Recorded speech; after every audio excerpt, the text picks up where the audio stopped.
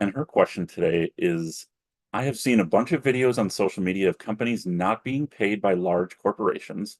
What can I do to ensure I'm paid timely for my services and or products? So I don't know if you all have been following along on TikTok, because apparently my FYP page has been loaded up with all of these creatives that have been being screwed over by the company Francesca's. And as Francesca's has started to see those videos and them going viral and them getting very negative press, basically buying those people off by paying off the invoices that they should have paid in the first place. So, and then videos being taken down as a result of, as basically a condition of actually getting paid, which is ridiculous.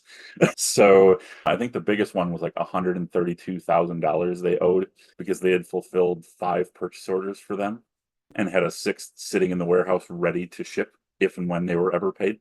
And other ones were like 12,000, 20,000, 15,000.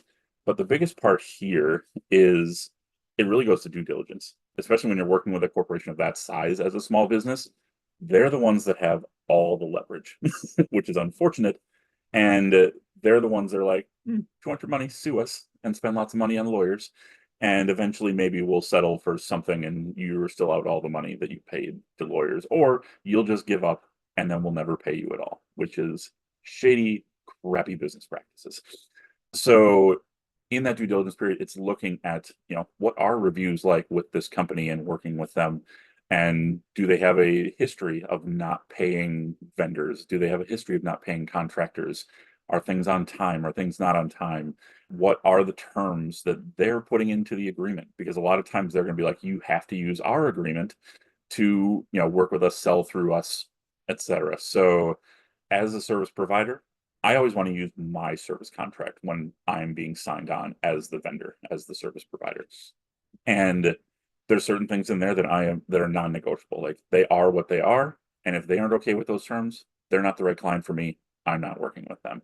There's other things where, it becomes flexible, it becomes negotiable.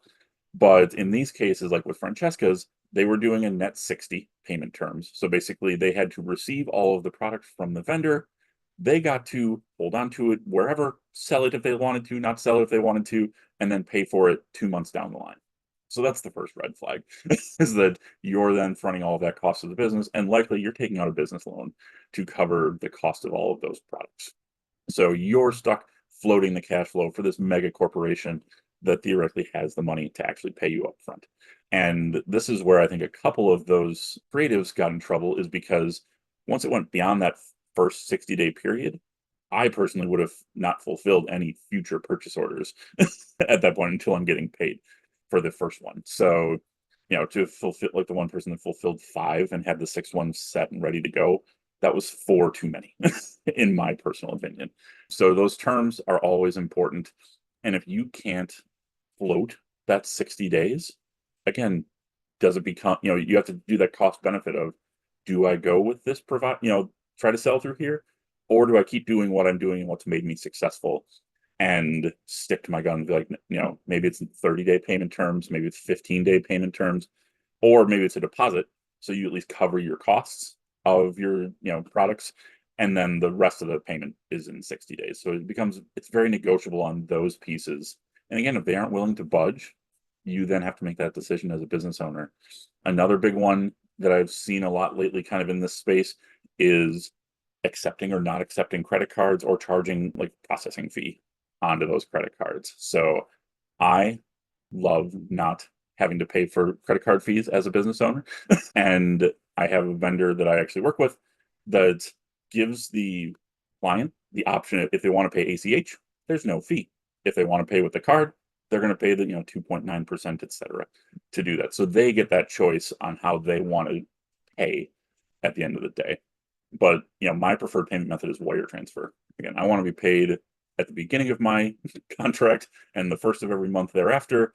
And the bank that I use doesn't charge me any money for receiving wire transfers. So I don't get, I literally, if that wire transfer comes through, I get all the dollars. The bank doesn't take any of it. So again, but that's one of the pieces in my payment terms that, that's my preferred. If they want to pay with credit card, then again, I'm gonna be like, okay, well, you're paying the, basically 3% fee at that point. And if they're like, no, we're not going to do that, it's like, okay, well, then I guess we're not working. So you have to, make those stands sometimes. So all those terms and all that negotiating on the front end with all that stuff that goes into the service agreement or into the contract are ultimately more important than almost anything else. And then on the back end, and this is another place where these service providers got stuck, is because, like I said, I'm assuming that they were using Francesca's service agreement or contract, and they had no basically like legal protections on the back end of like, how do I go and get my money? Like, does this go to arbitration? Does this go to court? Where am I suing them? Because in a lot of those contracts, it'll state a venue. It'll say, okay, we're Francesca's, we're based in, I don't know where they're based, Los Angeles, for instance. So you have to sue me in a court in Los Angeles if you're going to sue me. So then, but if you're a provider, like I'm in Richmond, Virginia, I would then have to, one, hire a lawyer in Los Angeles. I would have to travel back and forth to the court, for any court dates and hearings and things like that. So again, those are all parts of that service contract that become really important if and when things go bad. And I would rather have all of those pieces in there than not.